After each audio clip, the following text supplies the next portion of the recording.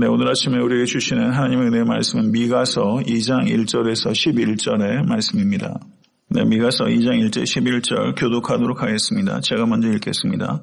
그들이 침상에서 죄를 꾀하며 악을 꾸미고 날이 밝으면 그 손에 힘이 있으므로 그것을 행하는 자는 화 있을진저. 밭들을 탐하여 빼앗고 집들을 탐하여 차지하니 그들이 남자와 그의 집과 사람과 그의 산업을 강탈하도다. 그러므로 여호와의 말씀에 내가 이 족속에게 재앙을 계획하나니 너희의 목이 이에서 벗어나지 못할 것이요 또한 교만하게 다니지 못할 것이라. 이는 재앙의 때임이라 하셨느니라. 그때 너희를 조롱하는 시를 지으며 슬픈 노래를 불러 이르기를 우리가 온전히 망하게 되었도다. 그가 내 백성의 산업을 옮겨 내게서 떠나게 하시며 우리 밭을 나누어 패역자에게 주신도다 하리니 그러므로 여호와의 회중에서 분깃에 줄을 댈 자가 너희 중에 하나도 없으리라. 그들이 말하기를 너희는 예언하지 말라. 이것은 예언할 것이 아니거늘 욕하는 말을 그치지 아니한다 하는도다.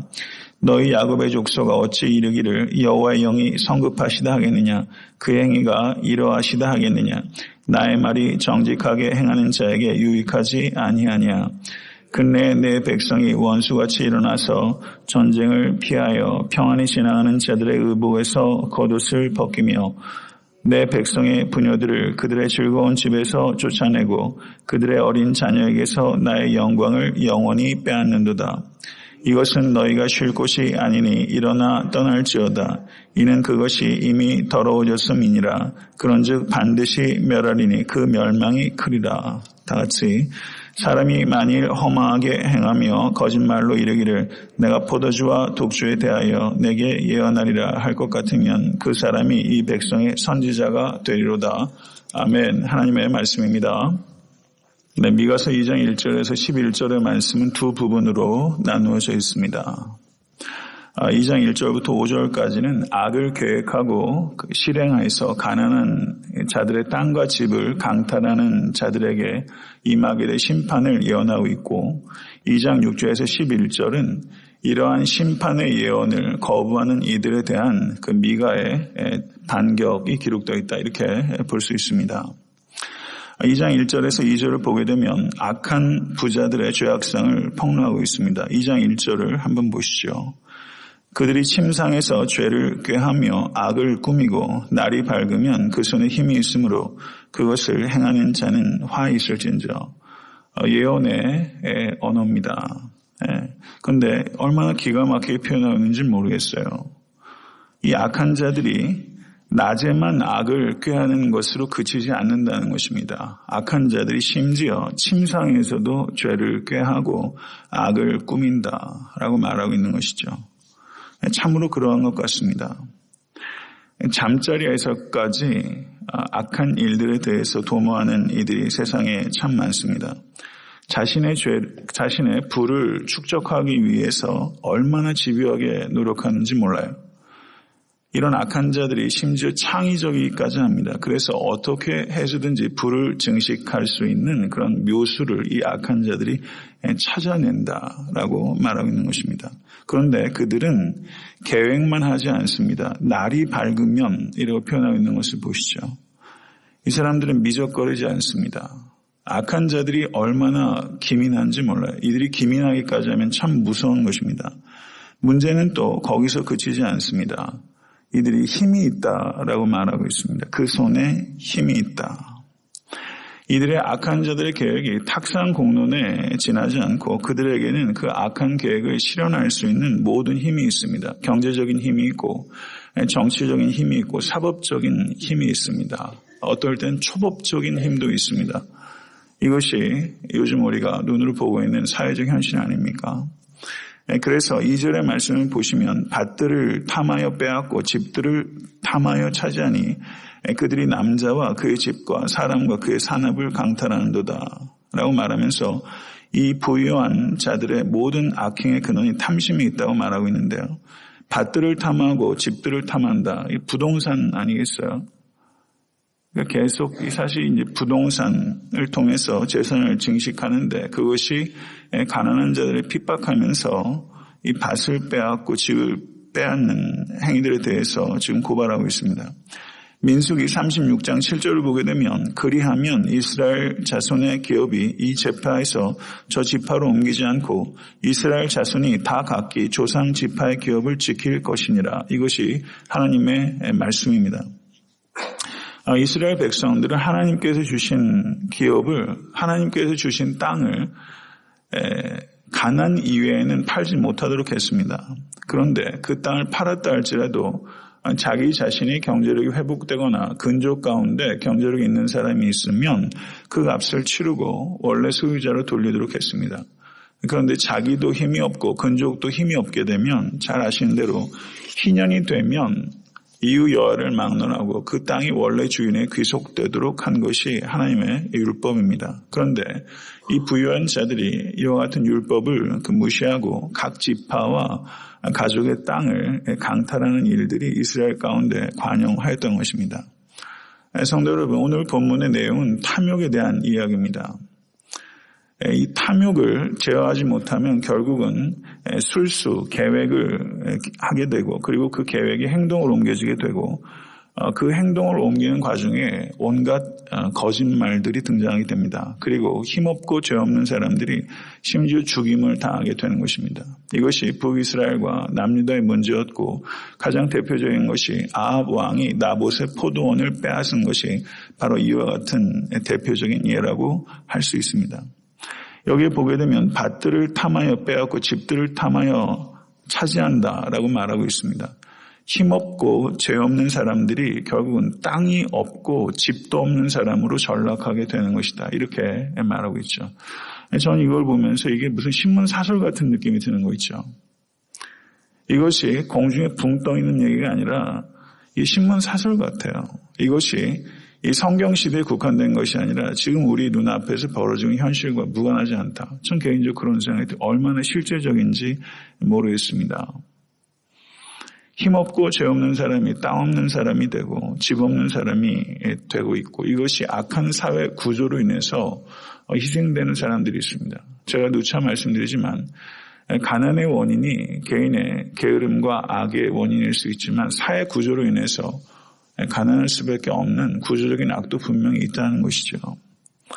이 부분들을 성경 우리에게 엄중하게 경고하고 있습니다. 그리고 3절을 보시죠.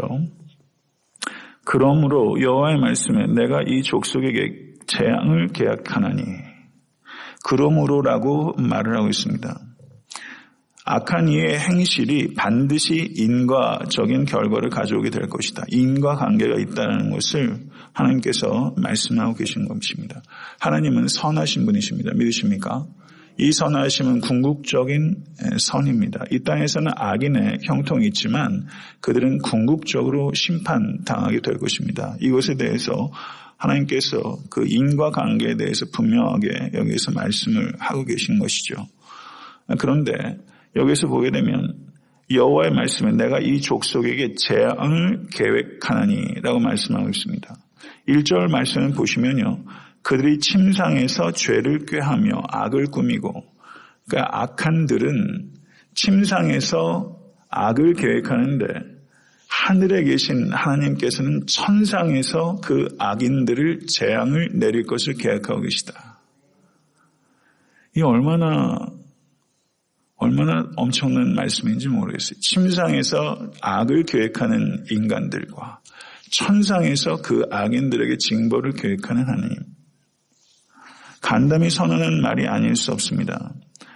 그리고 그 뒤에 4절을 보게 되면 결국 이 침상에서 악을 계획하는 자들이 어떤 비가를 부르게 될 것인가에 대해서 이야기를 하면서 그때 너희를 조롱하는 시를 지으며 슬픈 노래를 불러 이르기를 우리가 온전히 망하게 되었도다. 그가 내 백성의 산업을 옮겨 내게서 떠나게 하시며 우리 밭을 나누어 패역자에게 주신도다. 이렇게 말하고 있습니다. 이게 무슨 말인고 하냐면요. 이 침상에서 악을 꾀는 사람들의 운명의 반전이 있을 것이다 라는 것입니다. 불법적으로 탈취한 땅뿐만 아니라 원래 그의 땅까지도 다 빼앗기게 될 것이다 라고 얘기를 하면서 여기 보세요. 그가 내 백성의 산업을 옮겨 내게서 떠나게 하시며 우리 밭을 나누어 패역자에게 주신도다. 여기서 패역자라는 것은 아스루와 바벨론을 얘기한다고 볼 수 있습니다. 그러니까 어떻습니까? 자기네들이 탈취한 땅을 이제 탈취당하게 될 것이다. 압제자인 너희들아, 너희가 압제당하게 될 것이다. 이렇게 하나님께서 말씀하고 계신 거예요. 그리고 5절의 말씀을 보면 그러므로 여호와의 회중에서 분깃에 줄을 댈 자가 너희 중에 하나도 없으리라. 행악자들의 가족들이 모두 죽임을 당하거나 포로로 잡혀갈 것이기 때문에 자기 땅에 대해서 권리를 주장할, 분깃을 주장할 사람도 없을 것이다. 완전히 망하게 될 것이다. 이렇게 하나님께서 경고하고 계십니다. 성도 여러분, 이러한 예언을 한다는 게 이게 쉬운 일이겠습니까? 이런 내용을 가지고 설교하는 일도 쉬운 일이 아니에요. 듣기 좋아하지 않아요. 왜냐하면 탐욕과 무관한 사람이 저인들 탐욕과 무관하겠습니까? 21세기 현대인 중에서 탐욕과 무관한 사람이 어디 있겠어요? 이런 설교하는 거 듣기 좋아하지 않으세요? 그렇잖아요. 하기 어려운 내용이에요. 성경에서 그러나 무엇을 얘기하고 있는지 정확히 우리가 봐야 되고, 그리고 이 말씀을 들었던 이스라엘 백성들의 상황과 또 현대 기독교인들, 현대 문화의 상황을 한번 우리가 생각해 보십시오. 그런데 2장 6절에서 11절의 내용을 보시게 되면요, 이러한 예언들을 그때 사람들도 싫어했어요. 6절 말씀 보세요. 그들이 말하기를 너희는 예언하지 말라. 이것은 예언할 것이 아니다. 그것은 예언의 주제가 아니라는 거예요. 그들의 반응은 이러한 예언에 대해서 수용하는 것이 아니라 거부하는 것입니다. 예언을 금지할 뿐만 아니라 예언의 내용은 그런 것이 되어서는 안 된다. 달리 말하면 교회에서는 그런 얘기 하지 마세요. 이런 얘기예요. 교회에서는 교회에 대해서만 얘기하세요. 종교 얘기만 하세요. 사회, 정치, 윤리, 공의, 정의 이런 얘기 하지 마세요. 이런 얘기예요. 종교에 대해서만 얘기하라. 이런 얘기예요. 그러면 하나님께서는 교회 안에서만 하나님이십니까? 온 우주와 역사의 하나님이심을 믿으십니까? 이런 문제에 있어서 정말 우리가 많은 것들을 좀 생각하게 됩니다. 아모스 선지자에 대해서 거짓 선지자 아마샤가 이렇게 말했습니다. 아모스서 7장 12절에서 13절에 선견자야 너는 유대 땅으로 도망하여 가서 거기에서는 떡을 먹으며 거기에서는 예언하고 다시는 베들에서 예언하지 말라. 이렇게 말했고요. 이사야서 30장 10절을 보셔도 그들이 선견자들에게 이르기를 선견하지 말라. 선견자들에게 이르기를 우리에게 바른 것을 보이지 말라. 우리에게 부드러운 말을 하라. 거짓된 것을 보이라. 이렇게 말을 했습니다. 현대 많은 목회자들이 바른 것을 말하기보다는 부드러운 것을 말하는 것을 더 선호한다고 제 개인적으로 생각합니다. 부유한 자들이 예언하라고 하는 말은 무엇에 대한 얘기냐면 보호와 번영에 대해서만 예언하라 이런 얘기입니다. 그거 외에는 예언하지 말라는 거예요. 그리고 그들에게는 결코 재앙이 임하지 않을 것이다 라고 이 사람들이 기득권층들이 생각했던 거예요. 그들에게는 안전하다는 의식이 있었어요. 그런데 이것은 굉장히 거짓된 안전의식입니다. 그런데 이와 같은 거짓된 안전의식을 누가 뒷받침해 줬냐면요. 거짓 선지자와 거짓 제사장들이 거짓 신학으로 그 기득권층을 밀어줬어요. 그 안전의식을 보장해 줬어요. 이것이 거짓 신학이 했던 일입니다. 거짓 예언자들이 했던 것입니다. 그것에 대해서 미가가 이렇게 얘기를 합니다. 너희 야곱의 족속아 어찌 이르기를 여호와의 영이 성급하시다 하겠느냐. 그의 행위가 이러하시다 하겠느냐. 이렇게 이것은 미가가 그들의 질문을 그들의 말을 미가가 자기가 이용하면서 수사 의문문을 하는 거죠. 무슨 말이냐면 그 기득권층들과 거짓 선지자들이 거짓 제사장들이 뭐라고 말하냐면 하나님께서는 결코 야곱의 집에 저주를 내리지 아니하실 것이다. 하나님은 저주하시는 분이 아니다. 참을성이 있으신 하나님이시다. 이렇게 말하면서 듣기 좋은 말만을 듣기를 원하는 것입니다. 자기의 입장과 자기의 이익을 대변하고 보호해 줄 수 있는 이야기만을 듣기를 원하는 회중이었던 것이죠. 이것에 대해서 거짓 낙관주의와 거짓 안전주의 결코 우리와 무관하다고 할 수 없습니다. 아모스서 5장 18절을 보게 되면 화 있을진저 여호와의 날을 사모하는 자여 너희가 어찌하여 여호와의 날을 사모하느냐 그날은 어둠이요 빛이 아니라 라고 말하면서 이 거짓된 낙관주의에 대해서 아모스 선지자가 그야말로 철퇴를 내리고 있는 것입니다. 그러면서 9장 10절에서도 내 백성 중에서 말하기를 화가 우리에게 미치지 아니하며 이르지 아니하리라 하는 모든 죄인은 칼에 죽으리라 이렇게 말을 하고 있습니다. 성도 여러분, 그런데 지금 여기를 보시게 되면요. 아모스서에서 하나님의 심판에 대한 예언에 대한 거부에 대해서 그들의 악행을 오늘 본문 말씀 8절과 9절을 한번 보시죠. 8절과 9절. 근래에 내 백성이 원수같이 일어나서 전쟁을 피하여 평안히 지나가는 자들의 의복에서 겉옷을 벗기며 내 백성의 부녀들을 그들의 즐거운 집에서 쫓아내고 그들의 어린 자녀에게서 나의 영광을 영원히 빼앗는다 라고 말하면서 그들의 죄악상에 대해서 미가가 재차 고발합니다. 그리고 그들의 운명에 대해서 10절을 보시죠. 10절과 11절. 이것은 너희가 쉴 곳이 아니니 일어나 떠날지어다. 이는 그것이 이미 더러워졌음이니라. 그런즉 반드시 멸하리니 그 멸망이 크리라.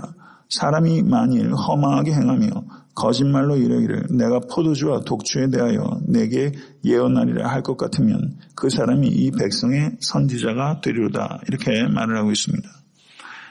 행악자들이 그들이 약한 자에게 힘없는 자에게 죄 없는 자에게 한 그대로 그들이 당하게 될 것이다.